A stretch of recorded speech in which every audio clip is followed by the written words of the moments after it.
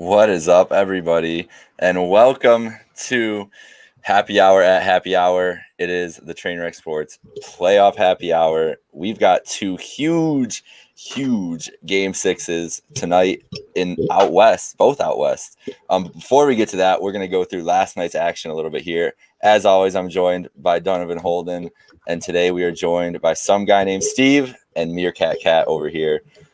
Guys, Dunny, the East second round is set. So after last night, the Philadelphia 76ers and the Atlanta Hawks both dispatched of their round one opponents pretty easily in both of those games. By the end of it, it was pretty much a blowout. The quietest we've heard the Garden since all the fans are back, definitely. The Trae Young shush actually worked. So let's break it down. As the Jazz also last night moving on to a second round matchup with either the Clippers or the Mavericks, which we will talk about that game later on, as we had a good one there. But the Jazz moving on in the West, but we're starting in the East. So let's look ahead a little bit here to the second round series between the Hawks and the Sixers. Dunny, what is your feel initially for Hawks Sixers going into the second round? My initial thought about this series is if Big Joel doesn't play, the Hawks are taking this one, and they might do it easily. I think even if you're the Sixers, you don't even want to see Embiid miss a game here, which is looking very likely with a small meniscus tear. I mean, not an injury you want to mess around with, especially, one of the biggest guys in the league has this laboring injury to his knee. And honestly, I kind of am on Trae Young's this playoff. I'm on Trae Young this playoffs. Like that Knicks series, the way he balled out as the villain didn't matter, got the series done in MSG too. And then you just think about the rest of the Hawks roster. Like there's not scrubs up and down that roster. It's all guys who can play.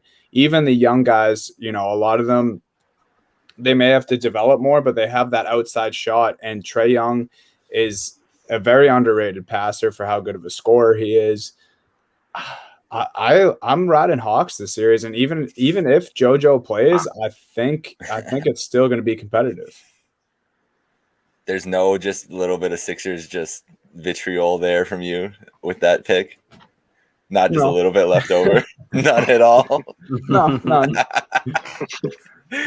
All right, Stevie, are you feeling the Atlanta Hawks right now? How are you feeling? First off, I got to say, Trae Young taking a bow after hitting the dagger 3 in MSG. Well done, sir. Well played. Yeah. He painted the target on his back. He was the enemy, and his play, it stood up. I mean, he averaged 29 points, and Donnie said he's a great passer. He averaged close to 10 assists in the entire series. The big thing for me here, it's got to be Embiid, and it's not just, Embiid. He's going to bring, offense, obviously. He's going to get he's going to get the boards, but he's going to be the guy that matches up with Clint Capella. Clint Capella probably had one of the most dominant, underrated series that I saw of the entire Knicks Hawks series. I mean, he averaged about 2 blocks a game. I think it was 13 rebounds, 10 points. Clint Capella really dominated inside defensively too, made it very difficult for Julius Randle and all the bigs on the Knicks, and that was kind of the big difference maker. Everyone's giving the Knicks the hard time. I think we have to credit Capella a little bit for what he did defensively, how he caused so much frustration for the Knicks players. And if there's no Embiid, I don't see Dwight Howard doing anything against Clint Capella. And to your point, Dunny, I mean, Trae Young, they're surrounding him with, great shooters, Bogdanovich, DeAndre Hunter. These guys are, have turned into really good role players. Herder off the bench. I mean, Lou Will. I don't know. Yeah, exactly. Radish. And it's one of those things where if there's no Embiid, I like Ben Simmons. I think he's a great player. I think he's a great defender. I don't think he can carry a team by himself, and I don't think we're going to see 30 points a night from Seth Curry like we did the past night. So with that being said, I mean, a lot rides on Embiid, so I'm kind of, back and forth here, but I kind of do like the Hawks. They really impressed me against the Knicks series and really showed me that, they're a legitimate playoff team this year. Yeah, no doubt. And that's the thing about them that surprised me, and you kind of touched on it the whole time there. Just like the depth that we've kind of seen from the Hawks is no one really expected it to look like this right now, right? Like everybody liked Clint Capella as a big when he got moved over there, but not like for defense, there's just defensive impact alone that he has. No one expected that. Like no one knew that he would be able to have that kind of impact going forward. So it's been a great effort of team building. Like it's honestly been like there was a lot of theories that this Hawks team looked a lot better, but we wanted to see it. We wanted to see it work out, and in that first round series, it accentuated all the strengths that they've built. Meerkat, do you have any faith in the Sixers? Like I remember on Trainwreck 200, I dramatically picked the Sixers to make the finals, and still am holding on to that because I don't want to go back on it. But I'm not feeling very good with the Joel Embiid injury and anything. What is there a world where the Sixers are, not too hampered to score with the Hawks and get into the series? I mean, you guys kind of covered it all already. It just comes down to JoJo. If he can come back in game 3, game 4, if Sixers can steal one, maybe 2 of those games, without him, if he's able to come back, they might be able to pull off something miraculous. But the Hawks look so good against the Knicks, who were a defensive juggernaut this year. Not only did the Hawks play great defense against the Knicks, they penetrated the Knicks lockdown defense really well. And you brought up everything about Trae Young already. I mean, he played the villain role great. He's a great villain. He's not he's a villain you want to like. He's not being an asshole about it or anything. So you're kind of rooting for him at this point, and I don't know how they stop him. Ben Simmons is a great defender, but they might need to use him other places. I mean, do you play Matisse Thybulle 30 minutes a game? Yeah, you can't really do that if you're hoping to score without Embiid. But I don't know if Young keeps it up. 36 against the Knicks last night. I mean, he brought up his average already, Stevie. I think they get it done unless JoJo comes back early and he's healthy. Wow, I'm clipping this at least when Joel Embiid has the. When he comes back in game 2 and has a 40-point bomb on Clint Capella, I'll run it back. He's going to come back with one of those giant braces, the huge robotic ones you see in the NFL. Sure. Oh, yeah. That's what I'm hoping for. He'll just look like the Terminator, and he's 7'3". Yeah.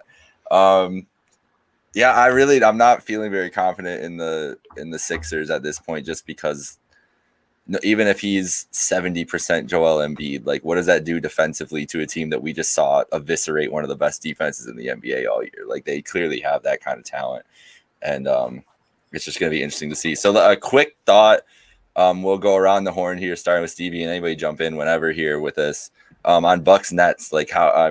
My initial thought when this series finally got decided is this is my NBA Finals. I think these are the 2 teams that are the best teams in the NBA right now, playing like the best teams in the NBA. And it's a shame we get it in the second round, but it's going to be what an incredible series this is going to be. Stevie, what are you thinking about it going into it? Yeah, I mean, I have a bunch of futures with the Nets in it, and I'm terrified. I am actually terrified. The Bucks really showed me something. I know they swept the Heat, and you can say the Heat played bad. They did. But the Bucks role players have been the big difference makers. We know what Giannis is going to do. Middleton's played better than he has in the playoffs, but I'm talking about guys like Bryn Forbes, Bobby Portis. I mean, Drew Holiday, who, in my opinion, has probably been the best addition almost of any team this year, just from what he's brought to the Bucks. And the Nets, we know what the Nets are. They have 3 superstars that can score at any point, and when they're on, the team looks virtually unstoppable. You don't want to bet against Kevin Durant in the playoffs, the way he can just turn it up in a snap of the finger. But I'll tell you what, I think the Bucks are going to give them a really, really tough series, and it's just I want the Nets to win just because, like I said, I got futures on them, and I've always rooted for Kevin Durant. But this Bucks team is different than previous Bucks teams. Everyone makes the running joke that the Bucks are frauds. Not saying Meerkat does, but a lot of people make the joke. Oh, no, I do. And they choke at the playoffs, and they're not built for it. That Giannis doesn't step up in the playoffs. But I'll tell you what, if Holiday and Forbes keep playing the way they're doing and take the pressure off Giannis, Middleton's actually starting to play better, looking like an actual weapon in the playoffs. They're going to give the Nets all they can handle because the Nets don't play defense. They can't play defense. They don't know how to play defense. And this could be a series where if the Bucks just, kind of focus and force the Nets to, into bad shots, they could really give them a run. With that being said, gun to my head, I'd still take the Nets, but I would not be shocked in the slightest if this goes 7 games. I hope there's no gun to your head to make that decision. But Dunny, how are we feeling? This is as you just picked against the Philadelphia 76ers. I have no doubt that you are picking the Milwaukee Bucks in this series. Oh yeah. I wish I could pull up the tweet because he already put it out. He already claimed fear the deer for the rest of the playoffs. I did. It's not even just the rest of the playoffs. I should have worded that tweet better, but just now. It's just right now. But yeah, I want the Nets to fail miserably. That's extremely biased, but that's exactly how I feel. I don't really like the idea of this Nets team. Obviously, it's incredible. I respect every individual game on this team. You know, I respect Kyrie's play. KD was one of my favorite players at one point. Harden's unbelievable. But I do want to see them lose. And partially that's because they beat the Celtics. And partially it's because of just some thoughts I have about Kyrie Irving. But I also do think what we saw from the Milwaukee Bucks in, was it 3 games against them to end the season, I think, between the Nets and the Bucks, or 2? Yeah, they played 3 times. The 2 games at the end, then they had the one in like January or February or something. Okay. That was the shootout that they had. Yeah, those 2 at the end of the season. I mean, man, I was really impressed by the Bucks. I mean, forget about this series with the Heat that just happened where they swept them, and as Stevie mentioned, you know, role players stepped up big time. I mean, I was just really impressed, and you really got a good idea of how well this Bucks team can match up with superstar teams, and that's what the Brooklyn Nets have. I mean, we're talking PJ Tucker, Bobby Portis, Giannis, Drew, like all those guys. Not only are they good defenders, but they just have a certain toughness about them. I mean, and that's what's going to win you these series against superstars. Like, I think we can scratch the Celtics series. Like, obviously, the Nets should have handled that as they did. Looking at roster to roster, I think if you look at this series roster to roster, it's hard to say that the Nets can handle this easily, and I don't think they will. I think it's going to be competitive. I could see either team coming out on top, but I think, Jake, you put it, you know, pretty well that this is kind of the finals of the playoffs, just because this is just talent on both sides. Going to be an unbelievable matchup. You know, I'm definitely rooting for the Bucks. Hope they win. Think they might squeeze it out in 7, but again, the star power of the Brooklyn Nets, man, it's going to be a crazy series.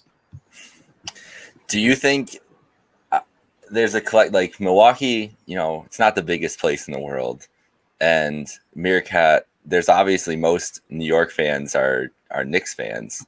So like collectively, this seems like it's shaping up to be like one of like this will make the least amount of people happy, and no matter what happens, like the least amount of people will be happy coming out of this series, because really everybody hates the Nets right now. And it seems like no one really cares, like has ever cared about them. Like we haven't been hyping up the Bucks this year. I feel like when Giannis wins the MVPs, everybody's like, oh my God, like here we go again, especially after the last 2 years. So are you going to find yourself, you know, looking at the rest of the East, and we were really, you know, all of you talking very, you know, heavily about the Hawks and everything. Well, then they're facing one of these teams. Do you think that this is kind of the matchup that will decide who goes to the NBA Finals, or do you think that it's still kind of up in the air in the East? No, I think even if you get healthy Embiid back, and not healthy, but impactful Embiid back, I still think whoever wins this series is pretty much going to the finals. That's who I'm going to be backing, betting wise, that's for sure. And, you know, you said quick initial thoughts, over bonanza on this series, because the Nets don't play any defense. And I mean, the Bucks do, but they're not going to be able to stop that big 3. The Nets are going to put up their points and score, and I think Giannis is going to score at will. Who on the Nets is going to be able to guard Giannis? I think that's a matchup nightmare for them. So I don't know who comes out of this. I'd hate to say the Bucks, but that's my initial feel on it, is the Bucks come out of this, just with how the addition of Drew has been incredible for them. And Stevie brought it up too, playoff Middleton. That's one reason I thought they were such frauds last year, And this year he's proving that wrong. He's finally stepping up when they need him to. Such a valuable piece to that team. So it's just going to be a great series. I hope it goes 7. Yeah, I think we can all agree. I'm gonna hammer the whatever team in 7 just to try to manifest it into reality, because we deserve that for this series. All right, let's get into the game 6 coming up tomorrow or tonight. Also, when this is the podcast version, the Mavericks defeated the Clippers last night, 105-100, and. He was been waiting the whole time to rip up the Luka shirt. I love to see that, Stevie. So just go. I'm just gonna let you go. Give Luka his flowers with another 40-point performance, and now having the great Clippers on the brink.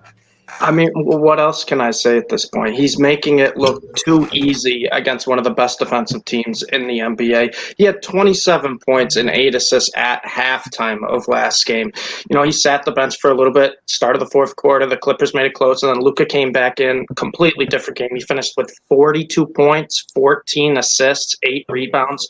He makes everyone around him better. And the Mavs role players aren't that great. That's the craziest thing here. Porzingis hasn't had a great series. He really hasn't. I do like what the Mavs have done, playing Marjanovic a little more. I love Boban, one of the coolest, nicest personality guys in the NBA, but he's also, a 7'5" monster. And when you have him and Porzingis on the floor at the same time, you kind of run that, two giants. It really kind of has to change up what the Clippers do to defend, because if you watch, Luka will just drive and just lob it up to one of them. And what do? You have to swarm, kick out the Hardaway, make a shot. But that's besides the point. The Mavericks really, I like Luka. I was always, for, they'll give him a series. But in the back of my head, I was like, the Clippers are just such a better team, overall balanced. And Luka has shown everyone that, hey, I'm the star in this series. It's not Kawhi Leonard. It's not Paul George. I'd say what you want about all the other stars in the NBA. I really think he's the next, face of basketball after LeBron when he's out. I just think Luka is that good. And he's so young, too. He's been playing professional basketball since he's been 16 years old. He doesn't shy away from the big moments unless it's free throws, although he went 2 for 3 on the free throws last night. So that's the big next LeBron thing that he has. Exactly. Is that he's going to miss free throws no matter what. Exactly. He's going to do everything, and then he's going to get to the line. He's going to miss 2 easy ones. But, hey, he didn't take them late game, thankfully. But really, I mean, there's nothing else I can say at this point. Luka Doncic is single-handedly carrying this Mavs team. It reminds me of when Dirk carried the first Mavs team with just a bunch of guys around him. They ended up winning the championship, over LeBron. I don't know how far the Mavs will go, but I'll tell you what, they're not losing game 6 at home. There's not going to be 6 road wins in this series. The Clippers had to win last night. They didn't get it done. I really think the Mavs are going to win this in 6, and I think the Utah Jazz are a team that Luka is another one he can attack, and if you get to that point, anything could happen, especially with the way Luka's been playing right now. He's became just a triple-double machine who's a threat to score 40 any night, and it's fun for me to watch. I'm loving it. Well, that's the fun. That's the best part about this. I think this playoffs in general, and Dunny, you can touch on this too. This playoffs in general kind of seems like it's like the passing of the torch to this newer generation of guys, right? Like the old guy, like we'll see what happens tonight, and we'll get into that game. But it's besides LeBron, who is he's the outlier of this. Like KD is obviously like the guy that everybody else is kind of shooting for. Right. He's gonna be the one that's the cornerstone for the league in the next 5 years over as LeBron ages out and whatever happens with that Lakers team going forward. And we've just seen those effects this year. It's starting to happen. Yeah. So we'll see what goes forward. But between Luka Doncic, who clearly has shown, which we've known, we should have known. This is what he's done his whole life. And the NBA is no different. But Luka Doncic clearly showing he's made for playoff moments. Devin Booker clearly showing he's made for playoff moments. Donovan Mitchell, again, having a good, solid start to the series. Ja Morant, a guy who was game for everything. That guy in the Nuggets, too. That Jokic, Nikola Jokic. Well, we've known that about him, though. He's already he's been doing that for years in the playoffs. That's a fact. But just going forward, like Luka Doncic in this series against the Clippers has been the best player So what does the Kawhi Leonard and Paul George need to do to be the best players like they're supposed to? Those are the all NBA players. Those are the MVP candidates. What do they need to do in Game 6, Dunny, to kind of get control back of this shit in LA and kind of prove to Luka, like they're the guys that have been there. So what do they need to do in Game 6? Either Kawhi needs to have like one of those Spurs performances where he's just at it on both ends, like eye-opening, unbelievable defensive plays and offensive plays. Like I'm talking hitting that last shot that he missed last night by a country mile, or PG needs to be Indiana PG. But other than that, what this series has told me most is that the Clippers' biggest issue is still internally. Like these guys just seem like they don't get along. They don't play well together. They're talented enough where they ended up where they are. They won enough games in the West. They've showed out. They've blown teams out because they have talent up and down the roster. But I mean, the end game situation there where Terrence Mann, who's a second-year guy, has a wide-open layup, passes it to Nick Batum. He misses. Mavericks get the rebound, and, that's when they hit free throws and go up. And then Kawhi, last shot of the game, has 4 seconds, catches in the corner, crazy pump fake. He thought he was back in Toronto where he hit that shot against Philly. It's just, I don't know. And then you have Rondo running up to him at the end of the game, and I love it because playoff Rondo's like, you can get a better shot than that. But at the same token, Rondo played very poorly last night. I think he airballed the 3 down the stretch. And then you just still have Paul George, who's one of the most inconsistent guys in the playoffs. And I love PG. I love his game, respect him as a player, but it just seems like a broken record with his Clippers team. And to be honest, the core of this team hasn't really been together all that long, but it's clearly showing that there's still some internal issues, even with the changes that were made last offseason. So I don't know. I mean, like I said, Kawhi and PG are just going to have to play out of their minds if they want a chance.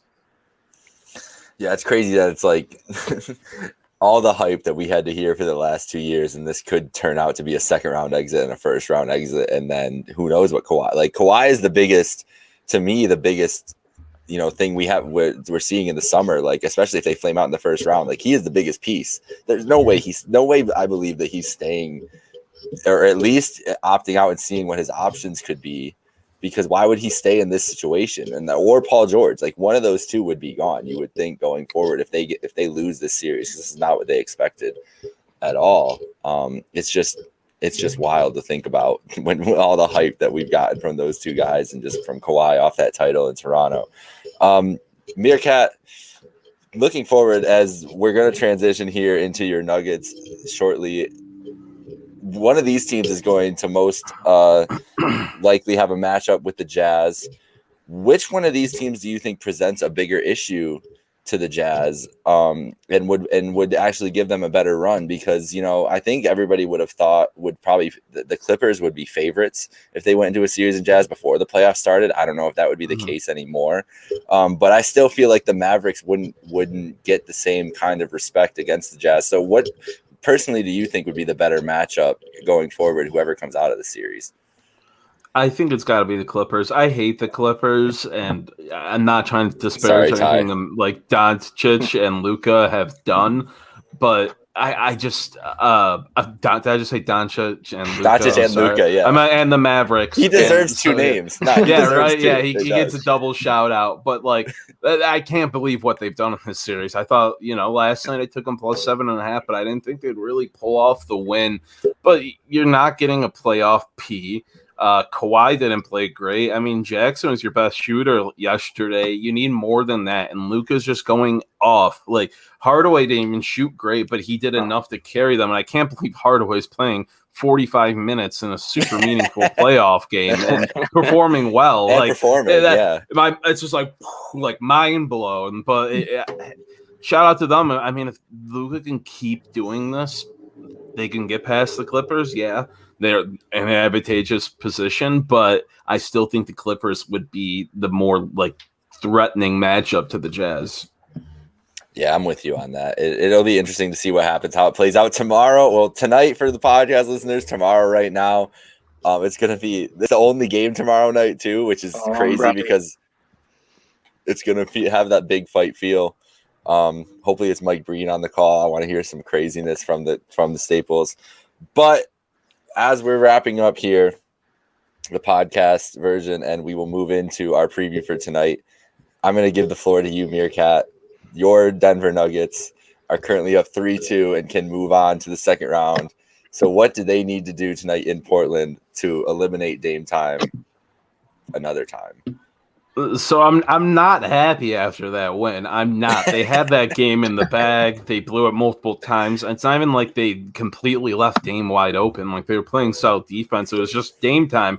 And I keep saying it. Let Dame shoot. Let him shoot. Shut down everybody around him. And the team we have right now should be able to keep up. We're lacking some guys. You know, Will Barton is our third leading scorer. PJ Dozier has been one of our leading guards this season, especially since Jamal Murray's been out. He's a great addition defensively. He's still out, but he might be coming back if the Nuggets move on. So just let everyone else, just shut down everyone else. Let Dame do his thing. And that's what they're doing, and it's working, but just barely. I mean, you're getting superhero performances out of Jokic. He is an absolute weapon right now. You see them, too, the Trailblazers, the way they're playing defense. They're kind of trying to not even shut down Jokic offensively. They're trying to shut down his playmaking more than anything. And it's kind of working. He's still getting his assists, but it's not, the double digits you were seeing all season leading into the series. But his biggest impact might be getting in Nurkic's head. They've always had a bit of a rivalry. And Nurkic, I told you guys before we started recording, crazy stat, hasn't fouled out once all regular season. But this series, he's fouled out 3 times already. It's because he is afraid of Jokic, the man who replaced him in Denver, who was taken after him, but still better than him. And if Jokic can keep in his head, maybe force another fallout, that'll be huge for them. And Michael Porter Jr., you are incredible at playing basketball. I hope you're listening right now. I know you're a big fan of Happy Hour Hoops. You are amazing at basketball. You shot 10 of 13 last game. You are an absolute threat on the court from anywhere. You can score from anywhere. So shoot more. You're playing 45 minutes. You should shoot more than 13 times as the second option on this team. And then Monte Morris, I love you. I've been saying it all series. Please give him more minutes than Facundo. Finally gets more minutes than Facundo last night after being equal the past few games. Drops 28 points. Absolute weapon off the bench as well. The Nuggets role players, Austin Rivers, Marcus Howard, these guys are coming out of nowhere and contributing. And Aaron Gordon, been a little quiet, but he's been helping them a ton defensively, a ton on the boards. Still dropped 14 last game. That's all you can really ask out of him. Give me a 10 and 10 every game out of Aaron Gordon. I've been saying it since the beginning of the series. All series, Nuggets in 6. They get it done tonight. Wow, that was beautifully put. That was just beautifully put. So that covers the Nuggets side, I think. I don't know if you guys have to say anything about the Nuggets. No, I'm serious. Like that. Realistically, looking at these two rosters, if you take out the Dame equation, which you can't, but I would just trust this Nuggets team and their infrastructure in this situation over and over again. I really would. Dunny, can you give me some Dame time hope? Like, are you full on with Meerkat? Because I'm ready to just buy a Nuggets jersey right now and roll with Meerkat. They're beautiful. Through, honestly, that jersey, that is my favorite jersey that they've had. You know what's also Bull. This is Trainwreck Sports, the Bull jersey. I love it. This is Trainwreck Sports. Do you realize that the Nuggets logo looks suspiciously like the Sabres logo, with the Nuggets in the middle and like the two cross? Oh yeah. Very suspiciously like the Sabres logo. Mm-hmm. But anyways, Dunny, Dame time. What are you feeling about Portland tonight at home? Do you have any faith in them, or are you along with Meerkat here and this is going to be done tonight? I think it will be done tonight. I don't think you can count out Dame completely. Like, obviously they lost last game, but like that dude willed that game to 2 overtimes, 55 points. I mean, he just needs help. Like it's as simple as that. Like, teammates have been making mistakes late in game. Not that Dame's perfect, but I mean, 55 points, over 10 threes. I mean, like he did just about everything he could last game. He needs a little bit of help. It's kind of the same thing that, that Meerkat's saying about the Trailblazers here is if you're the Trailblazers, you have to shut down or let Jokic get his because he's going to get his, and try to shut down these other guys. I mean, the most eye-opening loss that we saw the Nuggets take in this series was, Jake, me and you talked about it, was when MPJ didn't shoot well at all, when Aaron Gordon was basically non-existent. Like that's what it's going to take. Like Jokic is going to get his. We've talked about it. He's done this not just this year. He's done this in the playoffs before. He does it all through the regular season. I mean, they just need to show some heart, honestly. Help Dame offensively and show some heart defensively, because Jokic is going to get his. But if you can take the other guys out of the equation, it's kind of the same thing that the Nuggets are looking at the Trailblazers. Yeah. Well, I think definitely, and the part of that is like we're all on the overs club with this game, because it's just like that's the thing. The heart needs to be there. Somebody needs to show up defensively if they really want to like save the series or close the series out. Stevie, before we move on to Lakers Suns, what do you got tonight? I mean, Dame's not going to go down easy in Game 6 at home. He's not going to go down without a fight. But the thing is, too, I mean, Dame scored 55 and was 12 of 17 from 3, and they lost the previous game. Someone has to step up on the Blazers side to help him, whether it's Powell or McCollum. I think McCollum was 7 of 22 shooting. You can't beat the Nuggets if you're doing that. Dame played out of his mind. He willed that team to 2 overtimes. That game should have been over in regulation. But I can't go against the Nuggets. I really like what Michael Porter has kind of grown this year, watching him grow from the start of the year till now. He's really turned into like that second option that the Nuggets need now that Murray's not there. And Jokic is Jokic. He's the MVP. He's dominating every aspect of the game right now. I like the Nuggets, getting 5 points. I really do think they end this in 6, but by no means is this game going to be a blowout. This is probably going to be down to the, final buzzer again, because every time you count Damian Lillard out, every time you say, oh, he can't do it, he blows our minds again. And last night, he made some shots that I didn't even think were possible to keep the Blazers in that game 2 nights ago. That step back from like when he was right inside the 3-point line and like jumped back. Like I've never seen a guy make a 3 at that angle in my life. And you just knew the second you let go, it was going in. Yeah. The best is Austin Rivers in that game. Just like when he missed one of these, when Dame finally missed. Yeah. That's as real as it gets right there as an opponent. Because what can you do as a defender at that? It's not like the Nuggets played bad defense on Dame late game. Dame just made shots that were just ridiculous. I'll tell you what. I'd rather pray to God than throw up a hand and try to close out Dame. That's about all you could ask for sometimes with him. Yeah. Shit, man. I'm gonna bet on the Nuggets just for you, Meerkat. That's my expert analysis, because tonight it's an emotional night. I feel like in the NBA with that, we're gonna go hard for Meerkat, and let's get into this Lakers Suns. Dunny, I'll come to you in a second, but clearly I'm trying to channel an energy here. You guys can't see with my finals hat on, with my wonderful block picture behind me, whatever direction it is.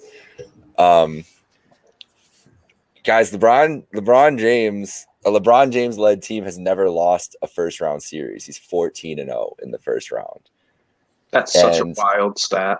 Dunny and I, it is wild. And Dunny and I talked about it yesterday. That it was like when I was watching that game 5, it felt like one of my like coming of age moments as a young 20-year-old. And my whole life, I've just been used to like the last 15 years of my life watching LeBron, and in any of these big, like obviously the thing that like 06, 07, those series against the Pistons were like where I first really started like watching basketball. Right.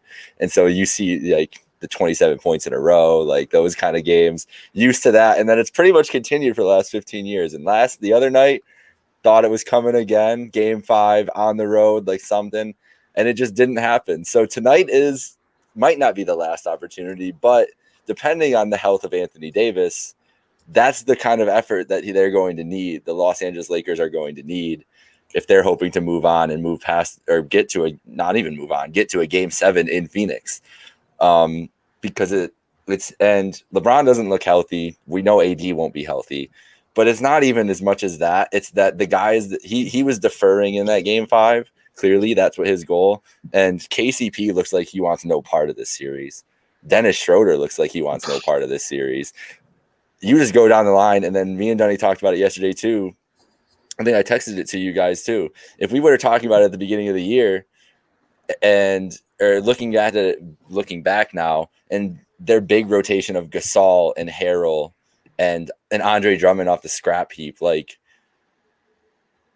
it's not good. It's not good. Like, it's not a good enough rotation outside of for one of these guys to be injured. So Dunny, I say all that to say I'm still riding with the Lakers tonight because I will go down swinging as I have my whole life. But is there any way you can talk me into it, or is it pretty much written on the wall and we're getting this watershed moment, I guess, of a LeBron first round playoff loss and the star making moment for Devin Booker? Really, that's what we should be highlighting too. Yeah, I think for me it's simple. I think if Anthony Davis plays, the Lakers win. I think if he doesn't, then it's over. I think it's series. I think the Suns can just handle this Lakers squad too well. I mean, we've seen it on multiple occasions in this series. They look like the better team right now. I think LeBron is definitely due for one of those games. I mean, there's not too many instances where, people speak on this like we did last game. We thought for sure, and he didn't have a bad game statistically, but left the game early, blowout. Like, I don't know. It wasn't like, if you look at the box score, like you're like, oh, you could argue LeBron had a game, but he didn't. And I don't think we can say that twice in a row, and it really doesn't happen. So I think LeBron could have a big game tonight, but I just don't know if the Lakers role players are enough. I mean, they've looked bad at times in this series. Players who, have big names and are well respected across this league have been made bad by this Phoenix Suns team. Like, they're just outplaying them.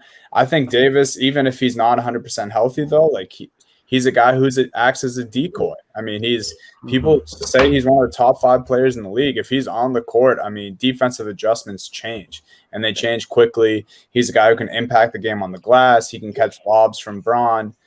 I think if LeBron has his partner in crime, the Lakers take it. I think if Davis stays on the bench, it's a bad move by the Lakers, and the Suns take the series. Yeah, man, it's crazy to think that it's came down to that. And that's the thing is, like you just said, and I harped on it a little bit too, like the role players just haven't been enough. And it's guys that are respected around this league. Marc Gasol, who's a champion and just has had big moments no matter what in the league. KCP, who was an invaluable piece to their title team last year. Meerkat, like I know where you're gonna come at. I definitely know who you're hoping wins this series. But what's your feel going into this game 6 for the Los Angeles Lakers and the Phoenix Suns? I think the Lakers are dead, even if they have Davis as a decoy. Lakers are D-E-D dead. No A. I mean, the Suns are outmatching them straight up everywhere outside of LeBron. I mean, and LeBron's not even playing like heroic. You're not getting these 35-point triple doubles and stuff you've seen the past few years out of LeBron when they need him. Not that he's playing bad. He's just, you can tell he's not in it. You saw him leave before the game was over last game. Like, he gave up on his team. He didn't have, even though they were down and out, you got to stay there for that. I think that carries over tonight.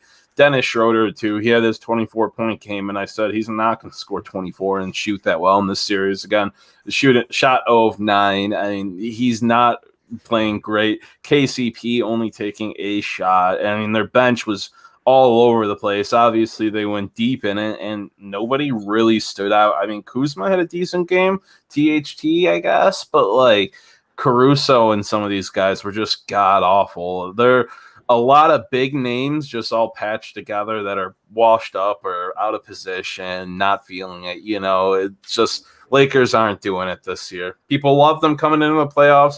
Even without the AD injury, I don't think they get past these Suns. And that's a credit to the Suns, right? Like, I think what we've seen from the Suns is that people, I mean, not even, we've been very high in the Suns, all of us, all this entire year. Like, I think that's been true too. But just going forward, like, Stevie, this Suns roster, like Mikal Bridges, DeAndre Ayton, they clearly were ready for this moment besides Devin Booker. So going forward, I feel like it's the likely scenario is that they're going to win. The only reason that the Lakers are a favorite tonight is purely respect. Like the Suns are going into this game with all the momentum, all the confidence, and as the favorite. So what do you think is going to happen tonight? I think the Suns are the overall better team, right? And without Anthony Davis, I'm with Meerkat. I don't think the Lakers have a chance. If he's back, I don't expect him to be 100%. I don't expect him to make a big difference in the game, but he is, like Dunn said, he's a body on the court that your defense has to prepare for. Well, I don't think we're giving the Suns team enough credit. With Chris Paul now, it really lets Devin Booker be Devin Booker and be the pure scorer that he wants to be. And I mean, even when Davis has played, Ayton has played very well versus him. You talked about Bridges, you talked about Crowder, the perfect, role guys that play good defense. They can hit the outside shots. And then on the Lakers, you're seeing none of that. You're really not seeing anyone help LeBron. I think he had the worst plus minus last game. I think it was minus 24, but that's not just all on him. That's the fact that when he's on the court, the Suns just fully focus on him and they're like, all right, let someone else beat us.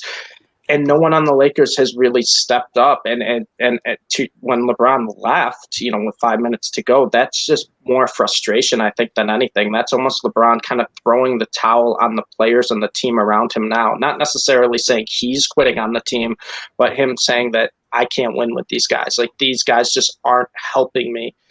And the Suns overall are just a better team. They're a more balanced team, and they're a dangerous team. They're well coached, and they've done everything in this series to make it as difficult for LeBron as possible. Like, we haven't seen that dominant LeBron game where it's like 35 points, 15 rebounds, 12 assists, where he just takes the game over. The Suns have prevented that, and no one on the Lakers, and I mean, the first 5 games has stepped up and said, hey, I'm going to help you out here. I just don't see any of that changing in Game 6, especially if Davis isn't back.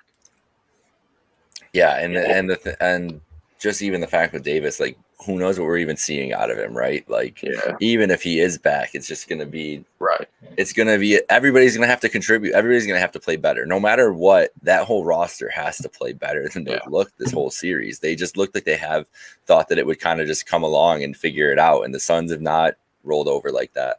All right, that's going to do it for this edition of Happy Hour at Happy Hour. Thank you all for tuning in. For at Donovan Holden 97, at Meerkat Cat, at Richie Stevenson, some guy named Steve. Thank you all for joining. Enjoy the matchups tonight. Good night.